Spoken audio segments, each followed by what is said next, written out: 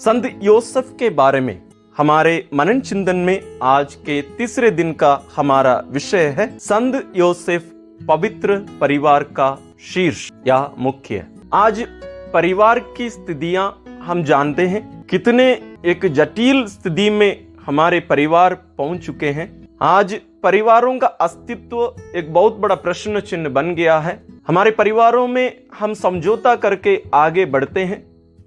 तो आज के परिवेश में आज का यह विषय पवित्र परिवार पर हमारा मनन और विशेष रूप से संत योसेफ का उस परिवार के शीर्ष या मुख्य के रूप में उनके बारे में आज का यह मनन हमें एक दिशा निर्देश जरूर देगा।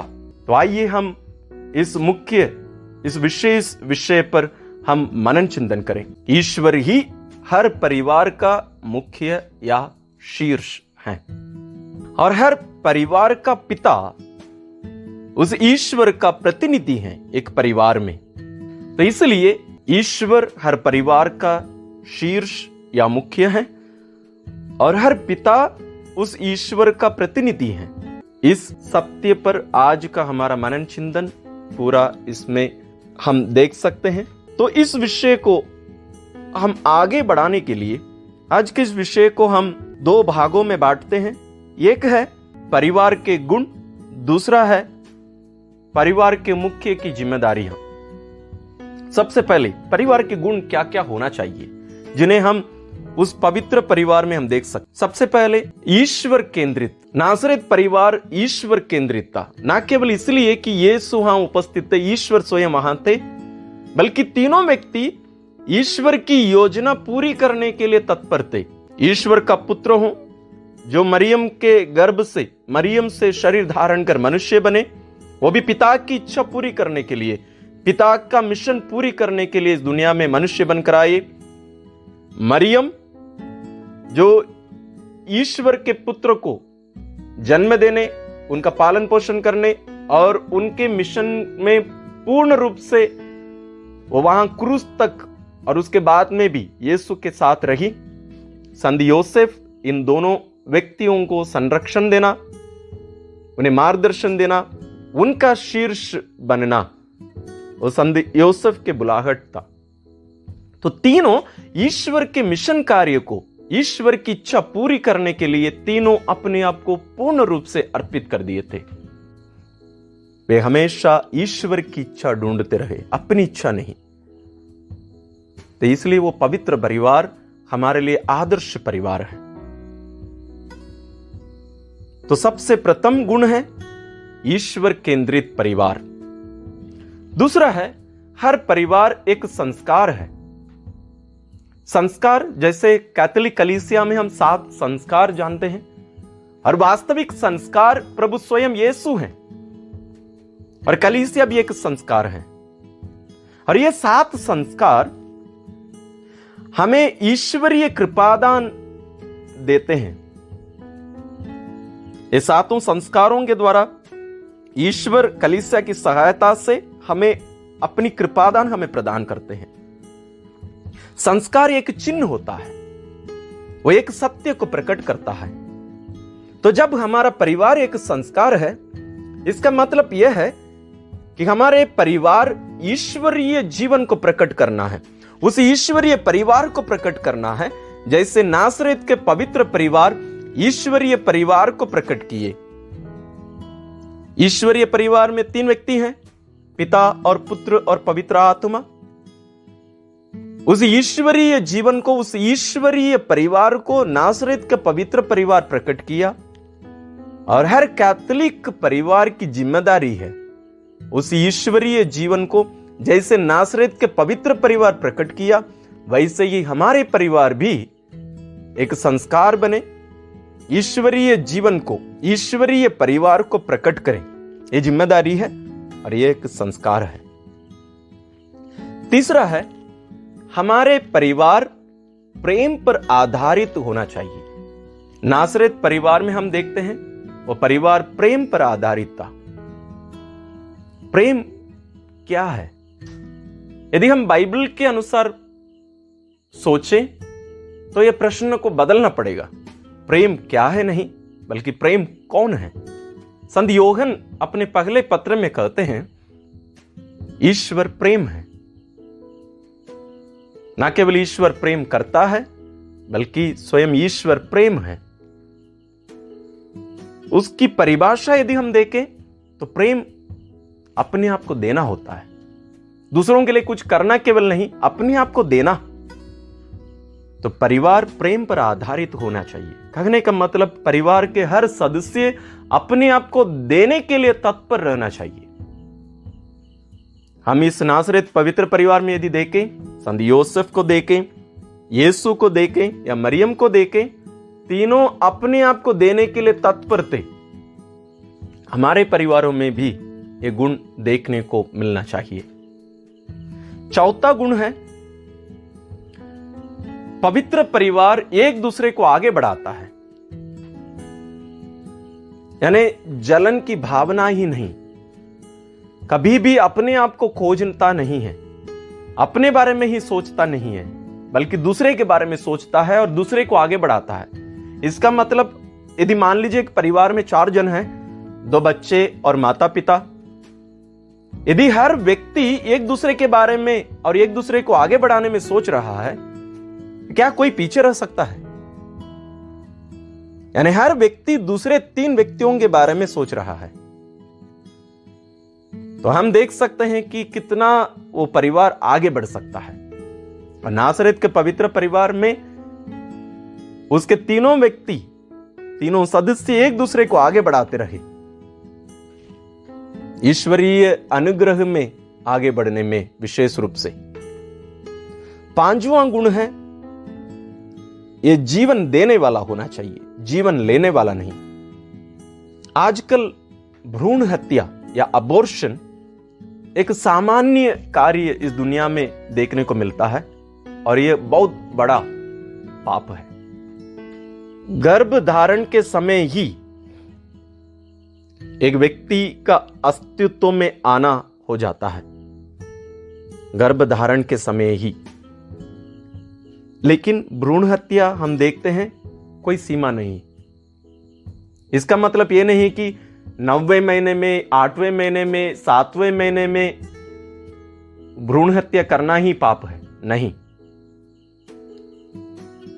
गर्भधारण के समय से लेकर कभी भी हो, वो बराबर वो हत्या ही माना जाता है। माना जाना केवल नहीं, हत्या है। क्या हमारे परिवारों में यह होता है? कि हम नासरत पवित्र परिवार में देखते हैं ये कभी नहीं हुआ, क्योंकि वहां दोनों पति पत्नी अपनी इच्छा ढूंढते नहीं रहे, बल्कि ईश्वर की इच्छा ढूंढते रहे।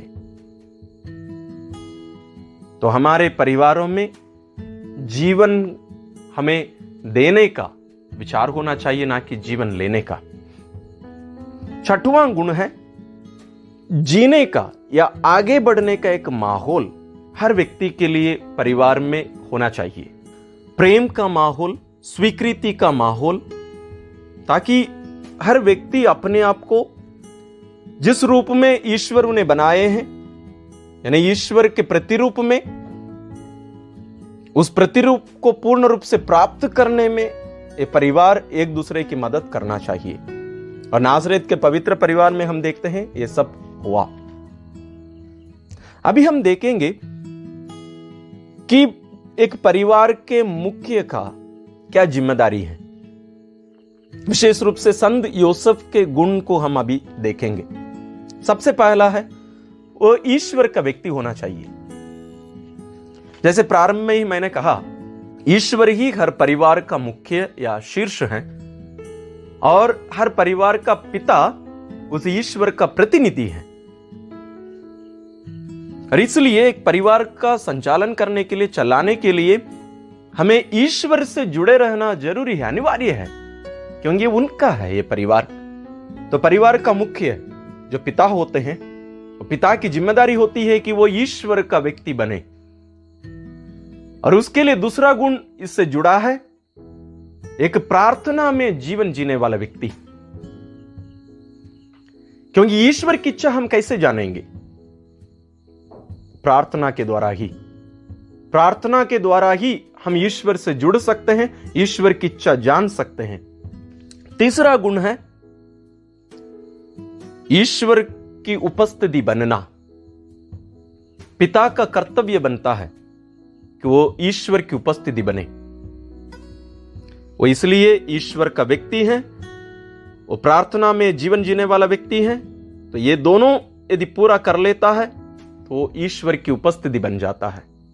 हम संत योसेफ को ये सब करते देखते हैं।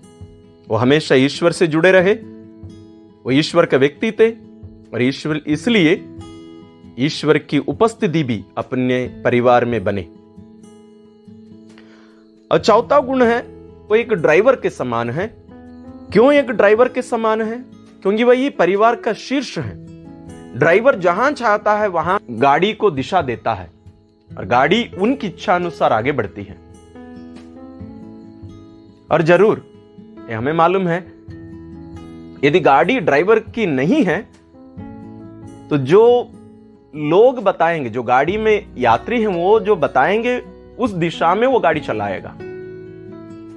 उसी प्रकार जैसे मैंने कहा हर परिवार ईश्वर का है, ईश्वर ही हर परिवार के शीर्ष हैं।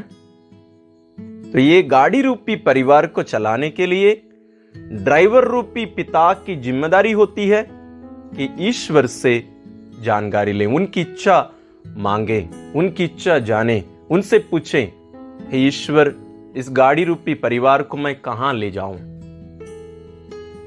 हमारे परिवार सब जिस दिशा में जा रहे हैं उसका कारण हमारे पिता लोग हैं। ये पिता की जिम्मेदारी है, हम दूसरे किसी को भी इसकी जिम्मेदारी हम नहीं ठहरा सकते। हमारे परिवार पिता के पीछे पीछे जाते हैं। संत योसेफ में हम ये सब गुण पाते हैं। और उस परिवार में जो अन्य सदस्य हैं उनको देखिए आप, एक है ईश्वर स्वयं, दूसरा है ईश्वर की मां और एक साधारण मनुष्य। लेकिन उन दोनों व्यक्ति ईश्वर स्वयं और मरियम ईश्वर की मां दोनों संत योसेफ के अधीन में रहे। जैसे संत योसेफ कहे वैसे ही उन लोग दोनों चले। आज हमारे परिवारों में क्या होता है? हमारे परिवारों में जो युद्ध चलता है, मैं इसलिए जानबूझकर ही वो शब्द का उपयोग कर रहा हूं युद्ध, क्योंकि ये सब अलग अलग देश जैसे हमारे परिवार में है, दो देशों की लड़ाई जैसे होती है वैसे ही हमारे परिवारों में अलग अलग सरकारें चलती हैं। हम एक मत होकर आने के लिए बहुत मुश्किल हो जाता है। इसलिए जैसे मैंने प्रारंभ में कहा था, समझौता करके ही हमारे परिवार आज चलते हैं, आनंद और खुशी से नहीं। हम विचार करें, लेकिन नासरत के पवित्र परिवार ऐसा नहीं था, क्योंकि वहां किसी की भी इच्छा किसी की भी नहीं चलती थी, बल्कि ईश्वर की चलती, ईश्वर की इच्छा पूरी होती। और मुख्य की जिम्मेदारी है ईश्वर की इच्छा जानना और ईश्वर की इच्छा के अनुसार अपने परिवार का पालन पोषण करना और चलाना। इसलिए हम देख सकते हैं संत योसेफ ईश्वर से जुड़े रहकर अपने परिवार को ईश्वर की इच्छा अनुसार चलाए। इसलिए नासरत का पवित्र परिवार उस ईश्वरीय परिवार के अनुरूप था। जैसे ईश्वर अपने आप को दे देते हैं हमारे लिए, उसी प्रकार ये पवित्र परिवार भी, पवित्र परिवार के तीनों सदस्य अपने आप को दूसरों के लिए दे देते हैं। आइए हम भी संत योसेफ से सीखें। एक दो सुझाव हमारे परिवारों के लिए। सबसे पहले हम संत योसेफ से सीखें, परिवार के जो मुख्य हैं पिता हैं, और जो मां है मरियम से सीखें। हम बच्चे यीशु से सीखें। साथ ही यदि हो सके तो संत योसेफ का कोई चित्र या प्रतिमा अपने घर में जहां प्रार्थना हम करते हैं वहां बनवा कर रखिए। उनके द्वारा ईश्वर से प्रार्थना करिए।